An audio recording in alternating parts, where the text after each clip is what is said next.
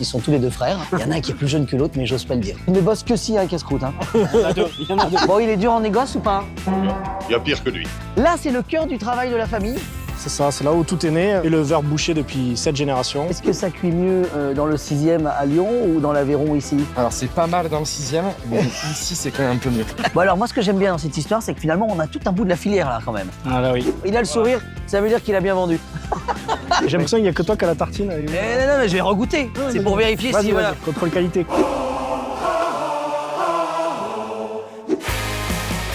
Sur la route de la Bourbeuf, entre les pâturages et notre assiette, il existe un lieu séculaire qui, à l'heure de la dématérialisation, résiste à l'envahisseur.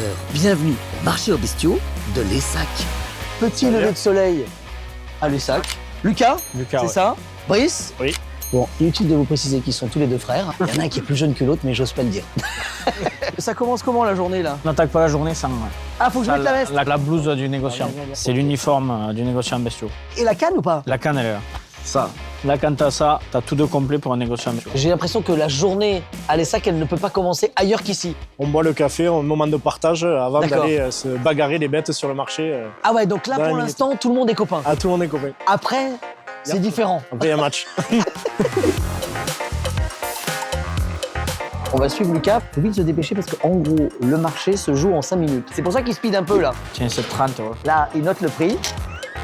Et maintenant, ça bouge plus. Il a le sourire, ça veut dire qu'il a bien vendu.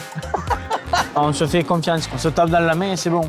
Dans 3 semaines, on paye à 21 jours, il a le prix qu'on a dit. Et alors moi, on me disait que dans ces marchés-là, on parle encore en francs ou en anciens francs. En ancien, Aubrac, Blonde d'Aquitaine, Limousine, Lessac est l'un des derniers marchés de gré à gré de France. Sous cette halle, la négociation se fait d'homme à homme. Une fois le prix fixé, il ne bouge plus, car ici, on adapte le prix à la qualité réelle des animaux.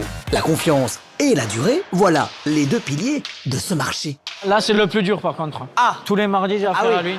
Ah oui, tu le fais en deuxième lui, parce que Non, en dernier, faut que tu souvent. sois chaud. Ah. Je suis le plus facile. Vous venez d'où vous? Avec ces bêtes? Haute-Loire. Ah ouais. C'est-à-dire que c'est vraiment un marché pour tout le Massif central en fait. Ah oui, finalement. Bon, il est dur en négoce ou pas? Non, facile. Il y a pire que lui. Il y a pire que lui. Il y a pire. Ah ouais. Tu achètes cette bête, mais tu vas l'élever ensuite après. Ah oui, oui. Ce qu'il faut arriver à estimer, c'est combien tu vas la vendre dans 6 mois et combien elle va peser dans 6 mois. En gros, en moyenne, c'est quoi en ce moment une bête comme celle-ci là? 2850 € pièce. Allez hop, on continue. Comment on a appris ce métier en fait? Il y a une école? Non, c'est tous les jours, en allant avec mon père toutes les vacances scolaires, tous les soirs après les cours, Ouais. que tu apprends en fait. C'est à force de voir des bêtes. Et dans la famille, on travaille. La viande depuis cette génération. Ah ouais, quand même. Bon, on file?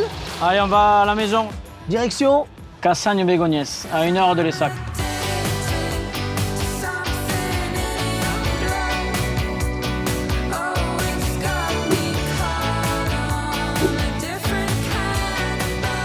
Là, c'est le cœur du travail de la famille.